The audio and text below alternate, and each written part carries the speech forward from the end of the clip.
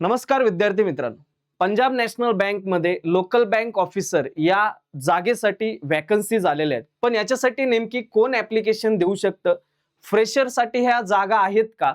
जर एक्सपिरियन्ससाठी आहे तर मग किती वर्षाचा एक्सपिरियन्स लागतो? या सगळ्या गोष्टी आपण या डिटेल नोटिफिकेशनच्या माध्यमातून पाहणार आहोत. तर मग चला सुरुवात करूया आपण की या नोटिफिकेशनला की आपल्याला ज्या महत्त्वाच्या गोष्टी तेवढ्या पाहिजे आहेत की ही जी पोस्ट आहे पंजाब नॅशनल बँकमध्ये जे आलेली आहे ती पोस्ट आहे लोकल बँक ऑफिसर.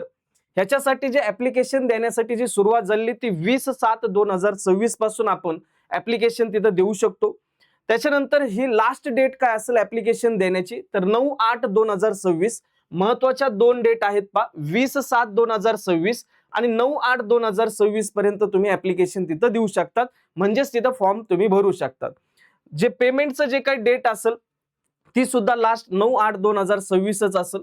आणि टेंटेटिव्ह त्यांनी ऑनलाईन टेस्ट जे असेल म्हणजे एक पेपर जे होणार आहे ते टेंटेटिव्ह त्यांनी दिलेला आहे ऑगस्ट मध्ये किंवा सप्टेंबर मध्येच तुमचा हा पेपर झालेला असेल ठीक. आता याच्या पुढे गेल्यानंतर ज्या जागा किती सर की ही लोकल बँक ऑफिसर बद्दलच्या वॅकन्सी आहेत, परंतु जागा किती तर या जागा आहेत 545. खूप मोठ्या जागा आहेत. तर 545 इथं जागा आहेत. स्केल किती आहे म्हणजे पेमेंट किती? तुमचं बेसिक असेल 48,480 रुपये.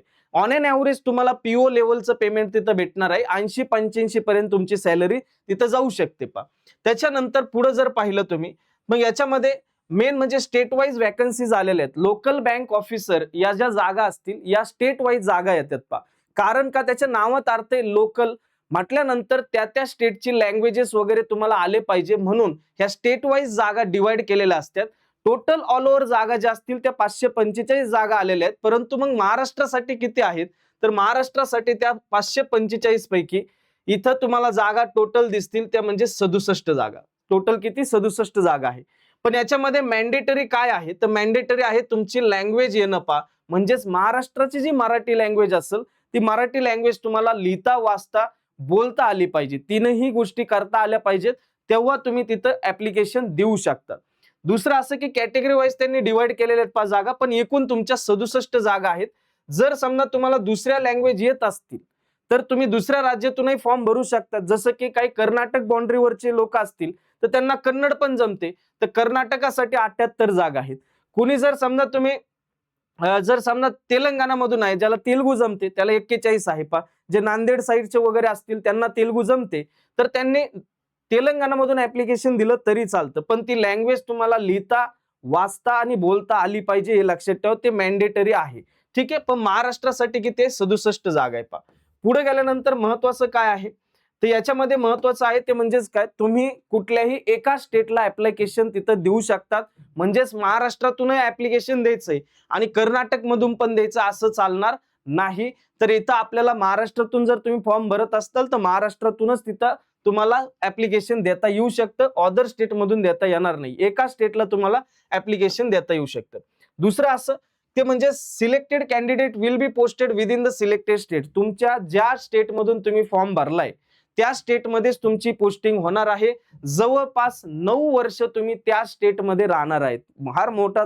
फार महत्वाचा आणि मोठा मुद्दा आहे की आपल्याला जी घरची पोस्टिंग पाहिजे असते माझ्या स्टेटमध्ये पोस्टिंग पाहिजे असते ती इथं कंप्लीट होईल तुमची इच्छा. तर 9 वर्ष तुम्ही राहणार आहेत इथं.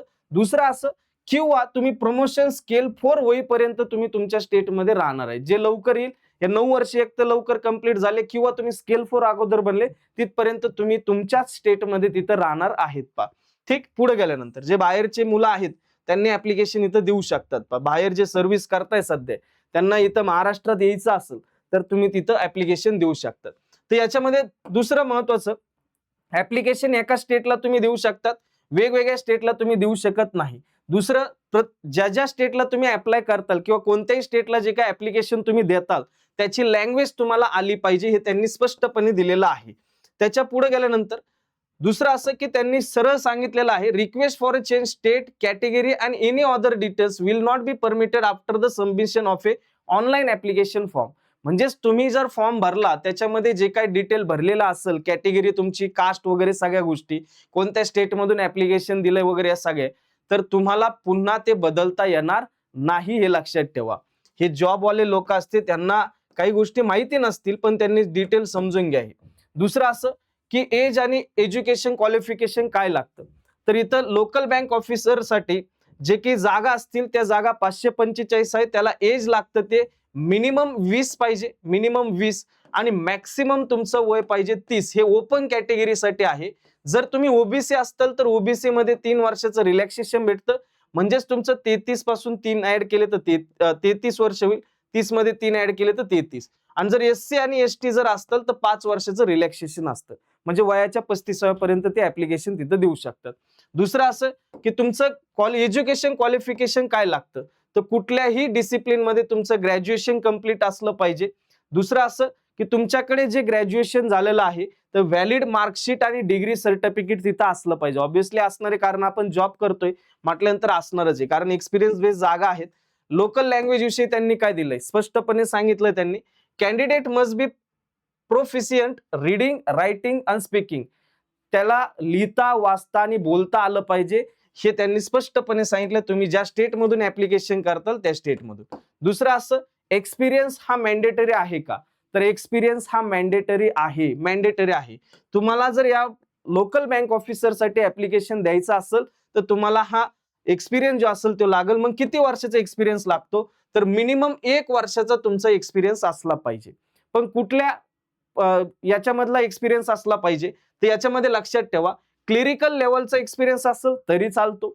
त्याच्यानंतर ऑफिसर केडरचा असेल तरी चालतो. लक्षात घ्या, क्लिरिकल पण चालतो आणि ऑफिसर पण चालतो. पण इथं तो एक्सपिरियन्स कोणत्या याच्यामधला चालतो, ऑर्गनायझेशन मधला, तर शेड्यूल कमर्शियल बँक.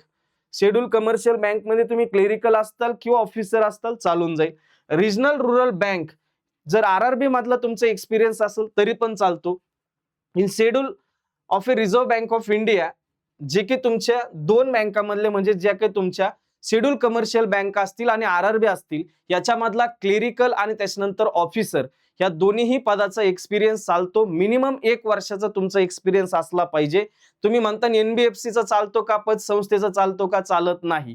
तुमची शेड्यूल कमर्शियल बँक पाहिजे किंवा आरआरबी पाहिजे, त्याच्यामधलाच तुमचा एक्सपिरियन्स चालतो, बाकीचे एक्सपिरियन्स चालणार नाही. स्पष्टपणे त्यांनी दिलेलं आहे. आणि त्याच्यानंतर त्यांनी हे पण दिलेलं आहे, जर तुम्ही ऑफिसर केडरला जर समजा एखाद्या ठिकाणी काम करताय आणि तुम्ही एलबीओ साठी येताय तर तुमचं 2 इन्क्रीमेंट तिथं लावले जातील. त्याच्यानंतर जर समजा तुम्ही फक्त तो एक्सपिरियन्स हा तुमचा जनरलिस्ट ऑफिसर, जो पंजाब नॅशनल बँकेमध्ये जो जनरलिस्ट ऑफिसर असतो त्या लेवलचा तुमचा असला पाहिजे एक्सपिरियन्स, त्यावेळेस तुम्हाला 2 इन्क्रीमेंट तिथं लावले जातील. किंवा तुम्ही जर शेड्यूल कमर्शियल बँकची जर एखादी सबसिडरीज असतील पा, जसं की तुमची एसबीआय म्युच्युअल फंड आहे पा, एसबीआयच्या रिलेटेड, तर ही सबसिडरीज आहे, याच्यामध्ये जर तुम्ही काम करत असाल तर तुम्हाला 1 इन्क्रीमेंटचा तिथं फायदा होईल पा. ते पुढच्या गोष्टी आहेत. ठीक आहे, पहिले एक्सपिरियन्स पा, 1 वर्षाचा एक्सपिरियन्स लागतो क्लिरिकल किंवा ऑफिसर केडरला.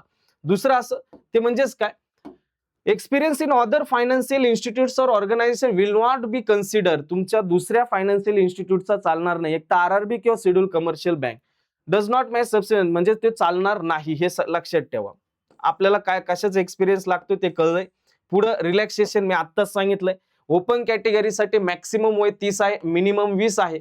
जर ओबीसी कॅटेगरी असेल तर त्याला 3 वर्षाचं रिलॅक्सेशन भेटतं, आणि एससी एसटी असेल तर 5 वर्षाचं भेटतं. म्हणजे 30 आणि 5 35 होईल एससी एसटी साठी, आणि 30 आणि 3 33 होईल तुमचं ओबीसी साठी. आणि जर पीडब्ल्यूबीडी असेल तर त्याला 10 वर्षाचं तिथं रिलॅक्सेशन भेटतं. एक्स सर्व्हिसमॅन असेल तर त्याला 5 वर्षाचं तिथं रिलॅक्सेशन भेटतं.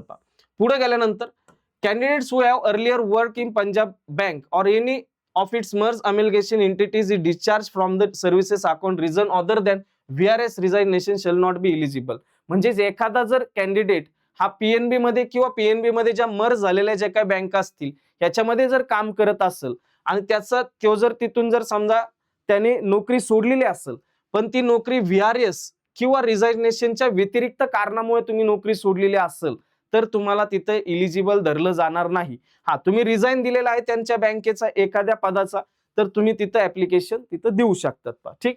दुसरं असं, candidate against whom there is are adverse report regarding character आणि अँटीसिडेंट ऑफ मॉरल. तुमचं जर समजा बिहेवियर जर चांगलं नसेल, तुमच्यावर काही गुन्हे वगैरे दाखल असेल तर तुम्ही तिथं ऍप्लिकेशन देऊ शकत नाही, त्यांनी असं सांगितलं. पुढे गेल्यानंतर महत्वाच्या गोष्टी पाहिजेत आपल्याला, फक्त व्यवस्थित पहा, कारण एक्सपिरियन्स बेसवाल्याला खूप मोठा चान्स आहे जे नॅशनलाइज मध्ये बँकेत येण्यासाठी, जर कोणी प्रायव्हेट बँकमध्ये काम करत असतील तर. तर सिलेक्शन प्रोसिजर कशी असणार तर तुम्हाला इथं जवळपास 4 स्टेजेस मधून जावं लागतील. ऑनलाईन रिटर्न टेस्ट असेल, पहिली दुसरी स्क्रीनिंग म्हणजे डॉक्युमेंट स्क्रीनिंग असेल, लँग्वेज प्रोफिशियन्सी टेस्ट असेल, LPT असेल, त्याच्यानंतर तुमचं पर्सनल इंटरव्ह्यू असेल. अशा 4 स्टेजेस मधून तुम्हाला जायचं आहे. त्याच्यामधली पहिली ऑनलाईन रिटर्न जी टेस्ट असतील, जी महत्वाचा टप्पा असेल, ह्याच्यासाठी कुठले विषय असणार आहेत तर याच्यासाठी रिझनिंग आणि कॉम्प्युटर ऍप्टिट्यूड दोन्ही एकत्र असतील. 25 क्वेश्चन 25 मार्कला. सेक्शनल टायमिंग आहे, म्हणजे 35 मिनिटाच्या टायमिंग मध्ये तुम्हाला कॉम्प्युटर आणि रिझनिंग सोडवणं आहे. DI आणि इंटरप्रिटेशन पा तुमचं जे काही क्वांट असते त्याच्यातला जो DI असतो ते त्यांनी सेपरेट केलाय. डाटा अनालिसिस आणि इंटरप्रिटेशन हे 25 क्वेश्चन 25 मार्कला 35 मिनिटं असेल. इंग्लिश असेल 25 क्वेश्चन 25 मार्कला 25 मिनिटं असतील. क्वांट जे असेल म्हणजे DIच्या व्यतिरिक्त जे क्वांट असेल ते 25 क्वेश्चन 25 मार्क 35 मिनिटं असेल. आणि त्याच्यानंतर जो महत्वाचा विषय आहे तो म्हणजे जनरल अवेअरनेस, इकॉनॉमी आणि बँकिंग. याच्यामध्ये तुम्हाला जनरल अवेअरनेस पण आहे, बँकिंग अवेअरनेस आहे, त्याच्यानंतर इकॉनॉमी बद्दलचा जे अवेअरनेस असेल त्या सगळ्या गोष्टी ह्याच्यामध्ये इन्क्लूड असेल. त्याचे क्वेश्चन्स असतील 50, जास्त वेटेज आहे, 50 मार्क असतील, 50 मिनिटं तुम्हाला टायमिंग असेल पा. ठीक. दुसरं असं याच्यासाठी निगेटिव्ह मार्किंग आहे का सर? आहे. निगेटिव्ह मार्किंग आहे. एक क्वेश्चन चुकला तर तुम्हाला 0.25 मार्क इथं कमी होतील पा तुमचे. दुसरा, हे जे तुमची रिटर्न टेस्ट आहे याच्यामध्ये मिनिमम मार्क्स तुम्हाला पडले पाहिजे तरच तुम्ही पुढच्या प्रोसेससाठी इलिजिबल असताल. मिनिमम किती? जर ओपन आणि ओबीसी कॅटेगरी जर असेल किंवा ईडब्ल्यूएस जर असेल तर यांच्यासाठी ईडब्ल्यूएस आणि जनरल असेल तर 40% मार्क तिथं पडणं गरजेचं आहे. जर रिझर्व्ह कॅटेगरी असते म्हणजे ओबीसी, एसटी, SC ST त्याच्यानंतर PWBD यांच्यासाठी 35% तुम्हाला मार्क पडणं गरजेचं आहे पा. ठीक. पुढे गेल्यानंतर LPT जे असेल पा, लोकल लँग्वेज प्रोफिशियन्सी टेस्ट पा, ह्याच्यामध्ये लक्षात घ्या ही कोणाला देणं कंपल्सरी असणार आहे?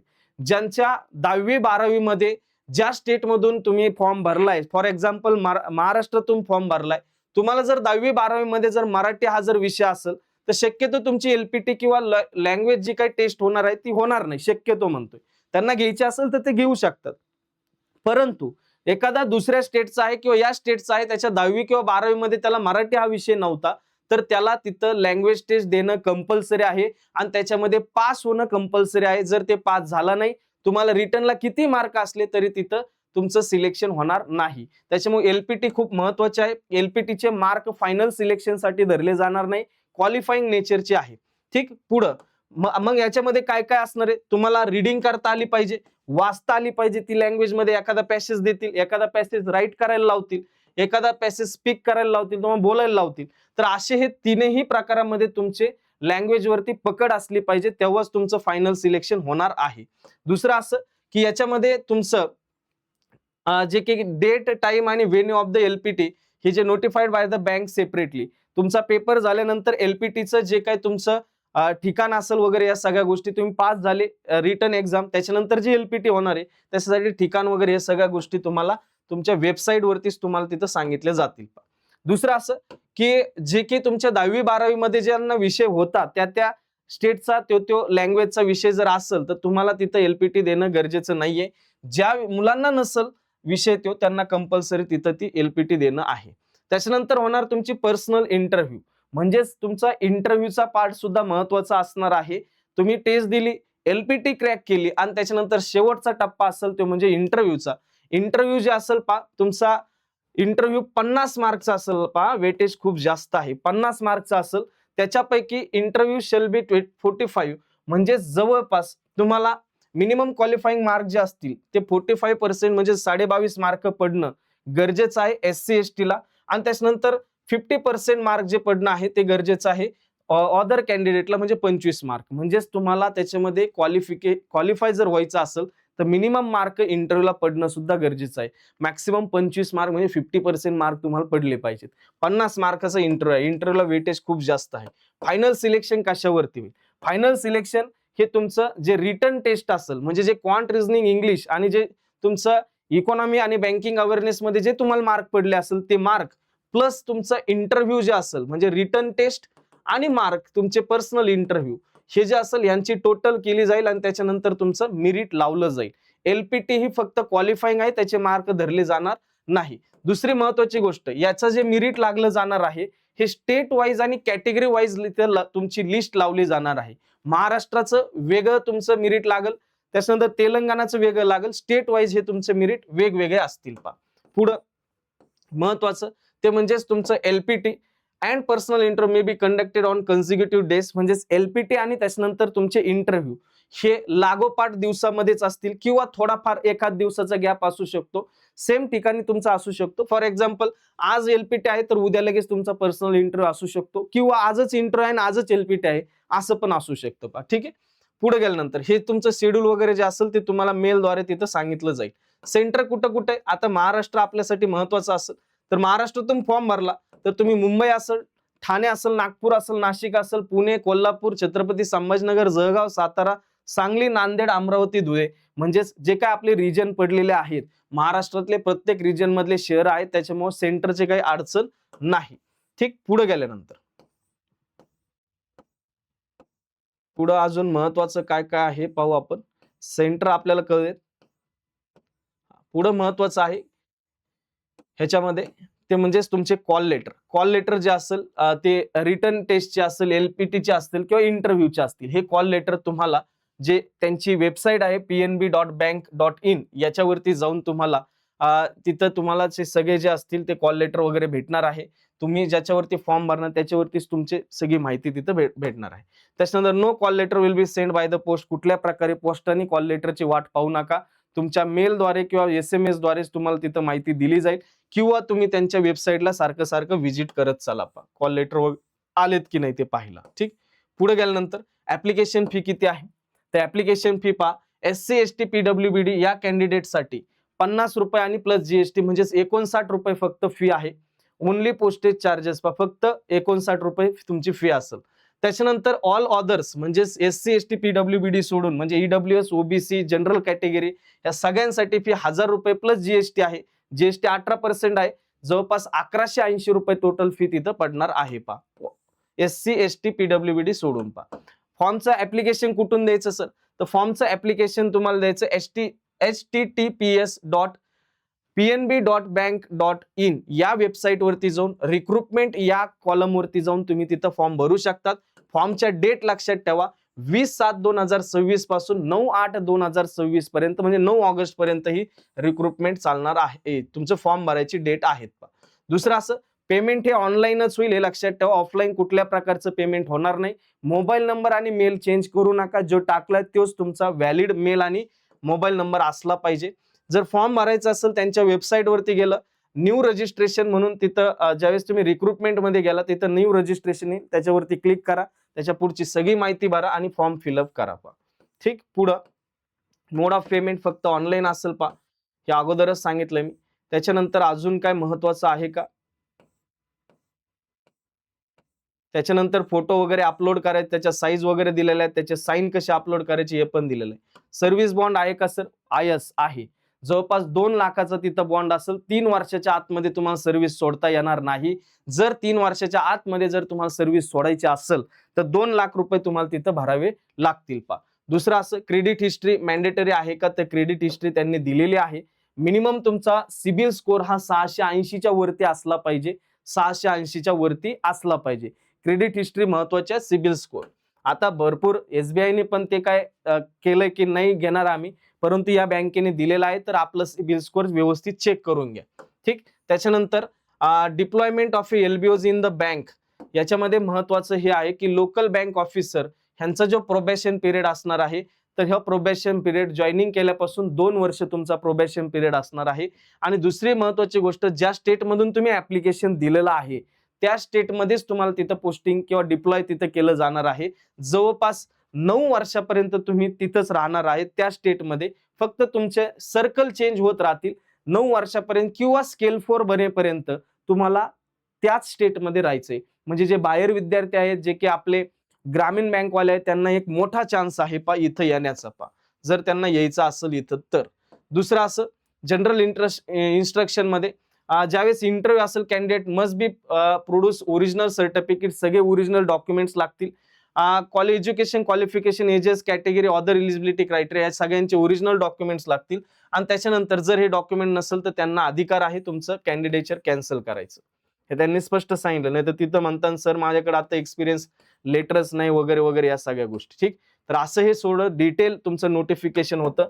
ह्याच्यामध्ये महत्वाची गोष्ट ही आहे की ज्यावेळेस आपण RRB मध्ये अदर स्टेटला जर काम करत असो आणि आपल्याला जवळपास 1 वर्षाचा एक्सपिरियन्स असेल, बरेच जण विद्यार्थी आपले हे PO म्हणून दुसऱ्या स्टेटमध्ये काम करतायत, त्यांना 1-1 वर्ष जर तिथं झालेलं असेल, तुम्हाला जर महाराष्ट्रात येण्याची जर तुम्हाला इच्छा असेल तर तुम्ही बिंदासपणे याला ऍप्लिकेशन द्या. कारण इझी पेपर आहे, सिंगल पेपर आहे, त्याच्यानंतर इंटर आहे. तुम्हाला LPTचा अवघड जाणार नाही, कारण मराठी तर तुम्हाला येते. दुसरा 10वी-12वीला जर मराठी असेलच तर त्याच्यामध्ये काहीही अडचण नाही, तुमची LPT पण होणार नाहीये. म्हणजेच तुम्हाला फक्त टेस्ट द्यायची आणि त्याच्यानंतर इंटरव्ह्यू द्यायचा आहे आणि तुम्ही तिथं LBO बनू शकतात. LBO जी काही पोस्ट असेल ही PO लेवलचीच आहे. जे कामं असतील ते सुद्धा PO लेवलचेच आहे. त्याच्यामुळे असं काही वेगळं काहीच नाहीये की जर मला वेगळं काहीतरी काम करायला लावतील, असं काही नाही. जे PO काम करतोय, जास्त करून याची जी रिक्रुटमेंट आणली गेली ही कशासाठी आणली गेली, तर जे काय तुमचे रिकव्हरी असेल लोनच्या बाबतीत, बिझनेस वाढवण्याच्या बाबतीमध्ये, ह्याच्यासाठी ही रिक्रुटमेंट आहे. म्हणून जर समजा तुम्ही बाहेरच्या स्टेटमध्ये असताल, 1 वर्ष कंप्लीट झालेलं असेल, क्लेरिकल केडरला जरी असताल, शेड्यूल कमर्शियल बँकमध्ये किंवा RRB मध्ये, तरी तुम्ही इथं ऍप्लिकेशन द्या, जे की तुमच्यासाठी मोठा चान्स आहे महाराष्ट्रात येण्यासाठी ठीक. तर हे सगळं डिटेल नोटिफिकेशन होतं. ह्याच्यात जर अजून काही अडचण आली तर बिंदासपणे फोन करा, जे की 707172 हा माझा नंबर आहे. 6665 707172 6665 हा माझा नंबर आहे. याच्यावरती तुम्ही बिंदास तुमचे जे काही क्वेश्चन्स असतील ते विचारू शकतात. पंजाब अँड सिंधचा पण आत्ताच LBOचा रिझल्ट लागलेला आहे. बरेचसे बाहेरचे स्टेटले महाराष्ट्रात येत आहे कारण मोठा चान्स आहे महाराष्ट्रात येण्याचा ठीक आहे. तर हे सगळं डिटेल नोटिफिकेशन होतं. असंच पुन्हा नवीन व्हिडिओमध्ये भेटूया. आता आपण इथं थांबूया. धन्यवाद. थँक्यू.